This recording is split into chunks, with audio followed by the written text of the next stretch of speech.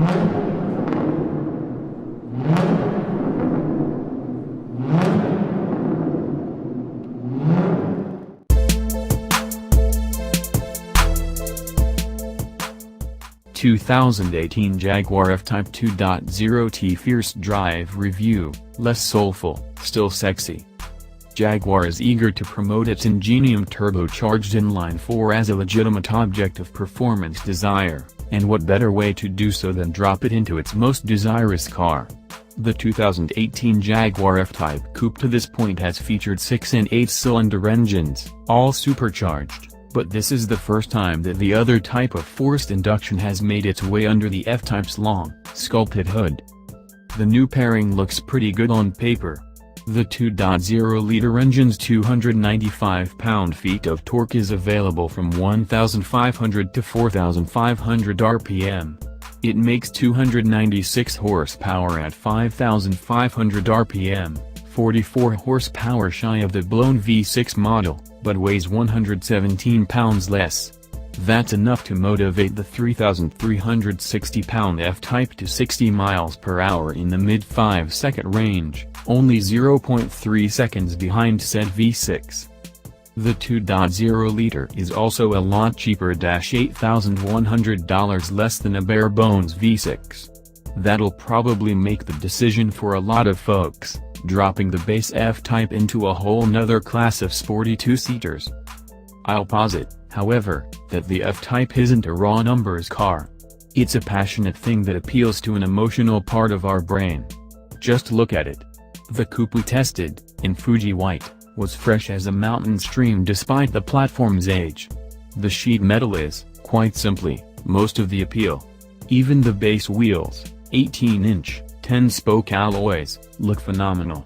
And since the F-Type 2.0 is sexy, undeniably quick enough to back up its sporting looks, and a significant price savings over a V6, it's almost a killer app. If only the little Ingenium Turbo 4 was as passionate as the F-Type itself. It's a workaday unit, coarse and gruff.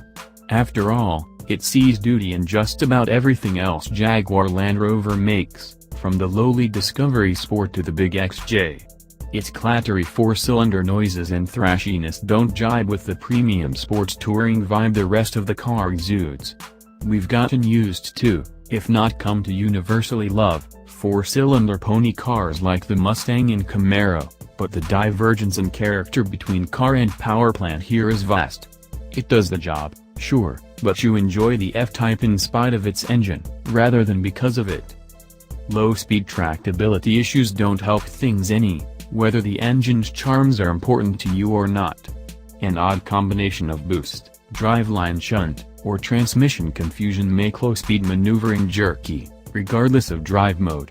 Putz around a mall parking lot or sit in traffic for a few minutes, and it'll be clear what I'm on about.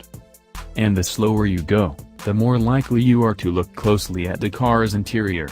There are new seats, thinner, very comfortable, more space efficient, and nice looking.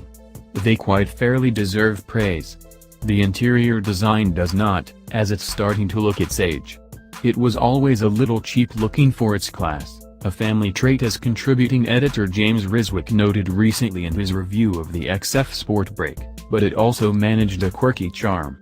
Now it is starting to stand out, a low-rent interior housed in a conspicuously upscale body, and this is where owners spend most of their time. The F-Type really deserves an interior befitting its phenomenal exterior lines. The F-Type gets better as velocities increase, but not before a distinct pause as boost builds. If turbo lag is the bane of your existence, the supercharged F-Types don't offer a drop of it, and you'll want to stare around the 2.0-liter model. On the other hand, some automakers go to great lengths to make their turbo engines feel naturally aspirated, with mixed results.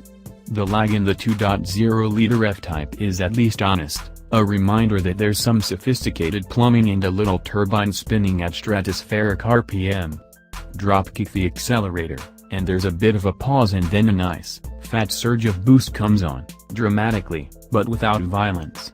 The turbine whoosh and whistle is one of the more pleasing aspects to the powertrain, as is the restrained cough that comes through the large single exhaust tip-on lift-off in some situations. If you're outside the car, the exhaust growls, but from inside, the soundtrack is anonymous, generically sporty, but overall too subdued. The ZF automatic transmission's 8 ratios are packed tightly together. It snaps off shifts quickly enough to keep the engine churning away through the meat of its short power band, but even in manual mode it'll second-guess the driver sometimes and command a shift, a patronizing annoyance. If you're telling the car that you'd like to shift it yourself, it should leave you to your business unless you're in danger of hurting it.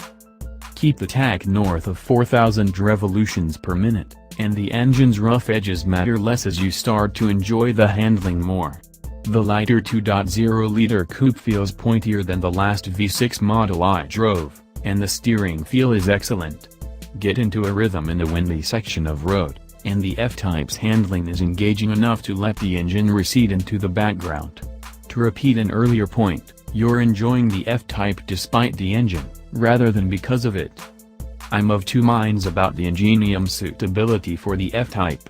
As an enthusiast with all the particular notions about how sports cars should comport themselves, I don't love this F-Type like I love its brawnier, snarlier siblings. Jaguar built its reputation on powerful, lusty-sounding inline-sixes, the beating hearts of the company's successful, and classically beautiful, road and race machines.